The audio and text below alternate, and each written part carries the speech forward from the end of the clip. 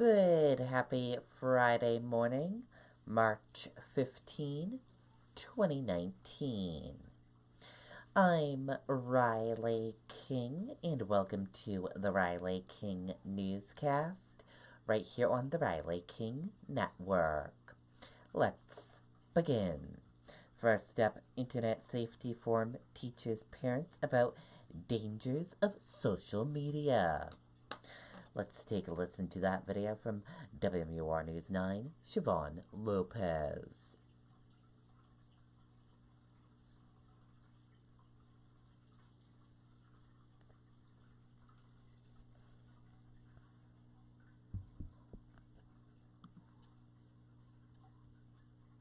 Here at Ippolito's, we sell generational furniture. USA-made furniture built to stand the test of time. All the imports that our competitors know the settings so that you can restrict those types of apps activity. A presentation titled A Predator Playground is warning parents and Wear about some of the apps their kids may be using that could make them vulnerable to adults seeking child sex abuse images, including one that simply looks like a calculator. The one with the calculator is a Vault app, where people actually hide photos on them. Kevin Furlong is chief of police in Mount Vernon and a member of the New Hampshire Internet Crimes Against Children Task Force, or ICAC. He says that calculator hidden photo app is one that is seen often in ICAC investigations, especially in situations when the photos are being shared from peer to peer. As investigators and investigating these crimes, we come across things that we've never seen before, and we have to kind of educate ourselves and adapt to that as well. The forum had been scheduled for some time, but happened to fall on the same day that Ware police announced an investigation at John Stark Regional High School, where they were made aware of an incident involving students sharing inappropriate images through social media. The big things that we kind of teach and harp out is once something's out there in the digital age, it's out there. So we can investigate the best we can, a lot of times bring people accountable, but a lot of times images, those types of things aren't things that we can get back. The school district is working closely with ICAC and Ware Police on that investigation at the high school. Ware Police, they're asking any parents whose children may have any information to reach out to their department. Reporting in Ware tonight, Siobhan Lopez, WMUR News 9. Okay, and there you go on that video and that report.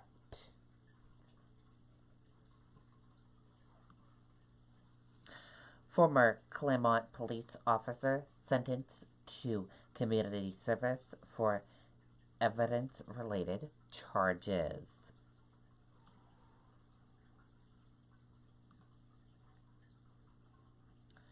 Let's take a listen to the video from WMUR News 9.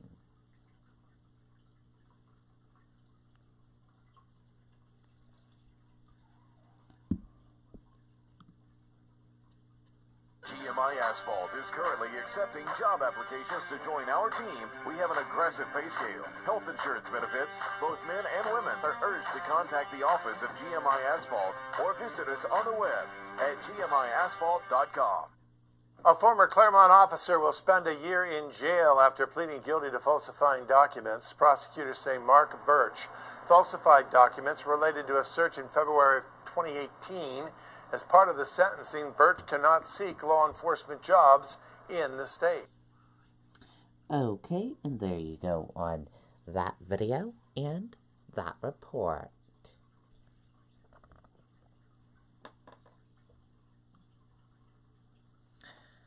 Pedestrian seriously injured in crash on I-293 North in Manchester.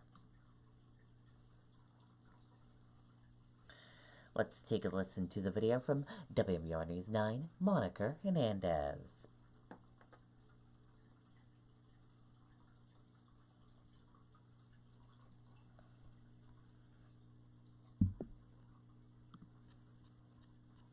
GMI Asphalt is currently accepting job applications to join our team. We have an aggressive pay scale. Health insurance benefits. Both men and women are urged to contact the office of GMI Asphalt or visit us on the web at gmiasphalt.com. Well, Tom, the latest update here is that accident was just cleared minutes ago, and I want to show you 293 near exit 6 right now. Traffic is flowing in the northbound lanes and the southbound lanes, but I want to show you what it looked like just about an hour ago when traffic was shut down in those northbound lanes near exit 6. State police tell us that a man was driving a red-orange colored car near exit 6 when he abruptly pulled over, got out of his car, and then was hit by a tractor trailer. They believe that was an accident, but they're not sure why that 45-year-old man got out of his car in the first place. It's still unfolding. I don't believe the troopers have had an opportunity to talk to him yet. We've spoken with some witnesses, but most of them are passersby. The man who was hit is seriously injured in the hospital recovering. State police hope to talk to him to find out more about exactly what happened. Of course, we will try to get an update on that condition, but this investigation still unfolding. State police ask if you have any information, give them a call. Live in Manchester, I'm Monica Hernandez, WMUR News 9. Okay, and there you go on that video and that report.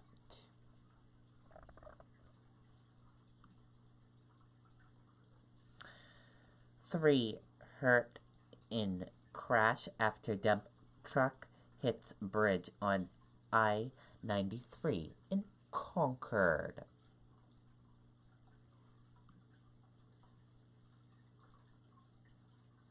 Let's take a listen to that video from WMUR News 9, Jennifer Crompton.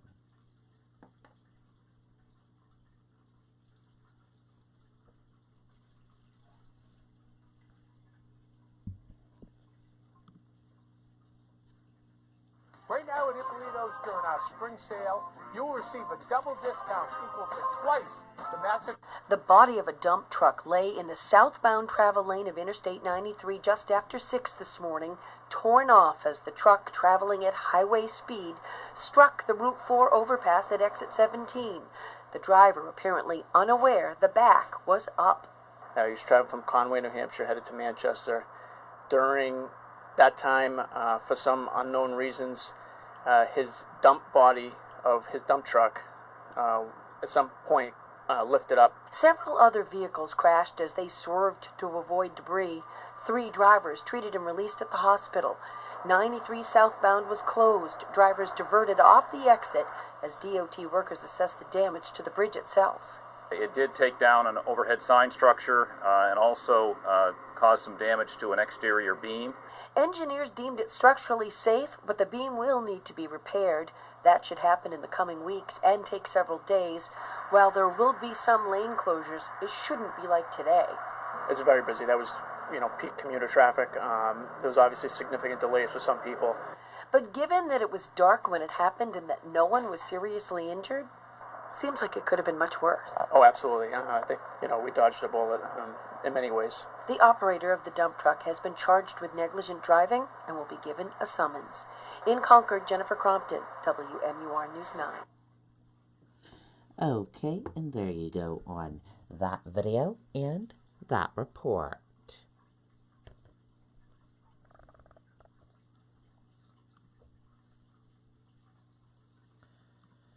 EMS reimbursement lead to confusion shortfalls. Let's take a listen to this video from WMUR News 9, Amy Cavino.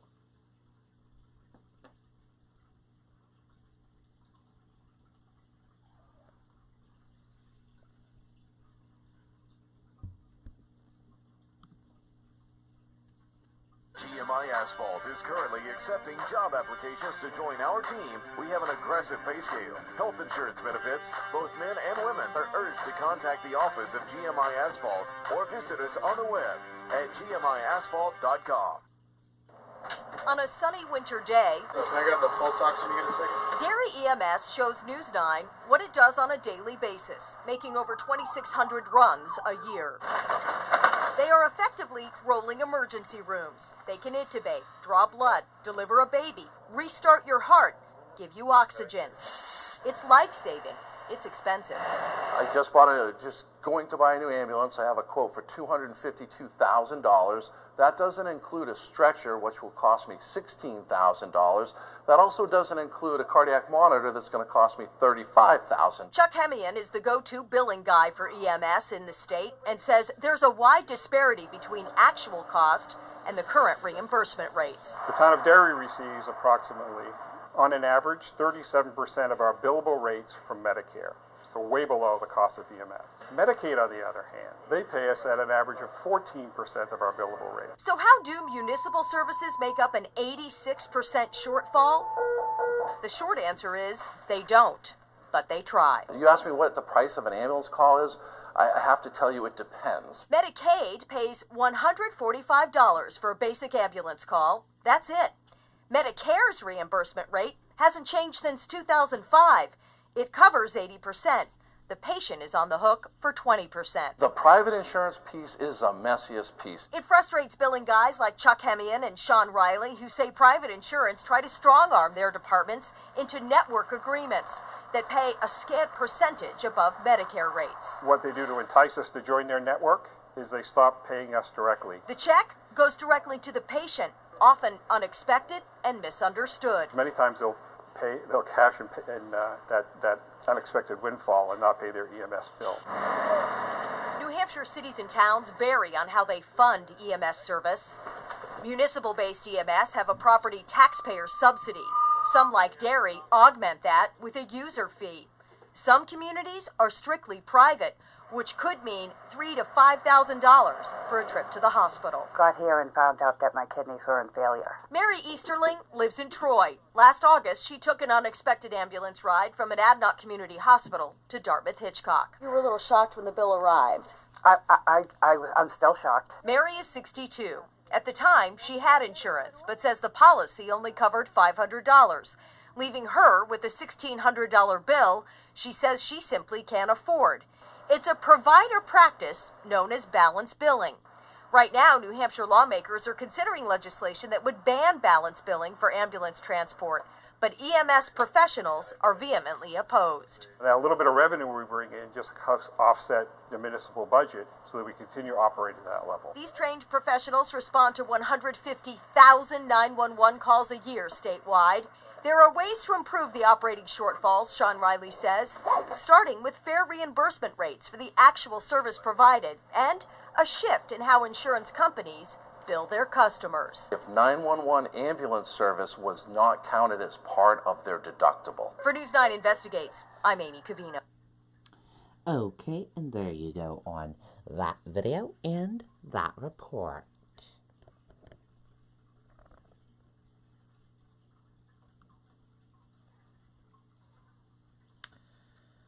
Police, 1 killed in Manchester shooting, 1 suffers apparent stab wound. Let's take a listen to that video from WMUR News 9, Andy Hirschberger.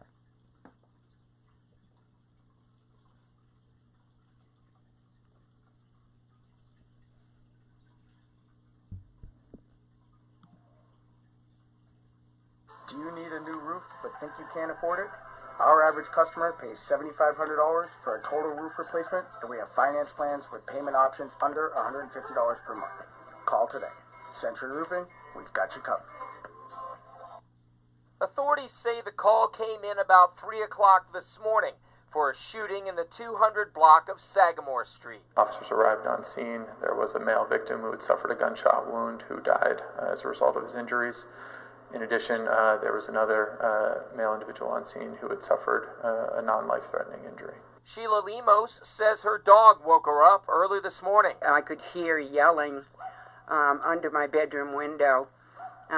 Somebody was yelling, I've been stabbed, I'm bleeding, my ribs, my back, over and over. Officials say they don't think there is any danger to the public, but are not releasing many details about the investigation. No one's under arrest at this point. The investigation's ongoing. We've identified all the parties and believe this was an isolated incident so that there is no general threat to the public. Liza Manor lives in the area and says this is a great neighborhood. It's unfortunate, but it doesn't scare me because I love living here, and it's a one-time incident. I'm surprised. This has never been that kind of a neighborhood where you'd expect something like that. The body of the person who was shot was taken from the scene about 2 hours ago. Officials have not released the identities of either person who was involved. Putting live in Manchester, I'm Andy Hirschberger, WMUR News 9.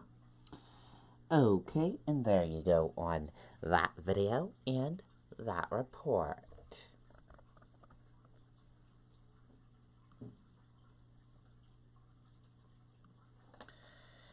Dow features slightly higher on U.S.-China trade deal hopes.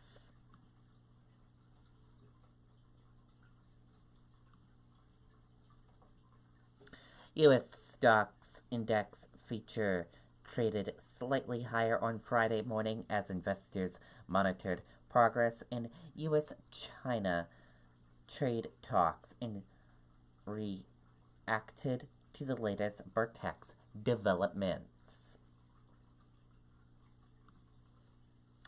At least 40 dead in mass shooting at 2 New Zealand Moscows. Let's take a look at the video.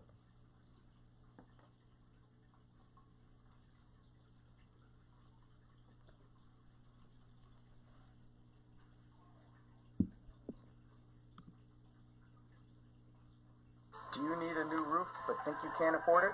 Our average customer pays $7,500 for a total roof replacement, and we have finance plans with payment options under $150 per month. Call today. Century Roofing, we've got you covered.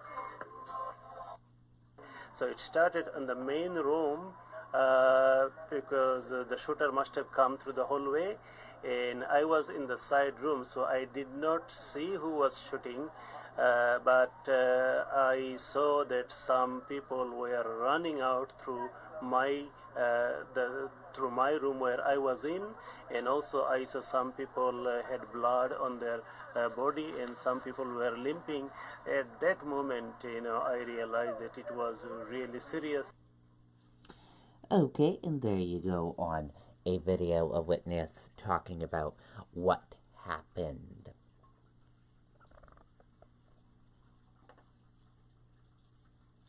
At least 40 people are dead after a mass shooting at 2 Moscows full of people attending Friday prayers in Christian Church, New Zealand. And that does it for the Riley King Newscast right here on the Riley King Network. I hope you all have a great rest of your day, and I'll see you back here later on today for another newscast. And I'll have a news report coming up in a little bit. Good night. Have a great Friday morning, everyone. Goodbye.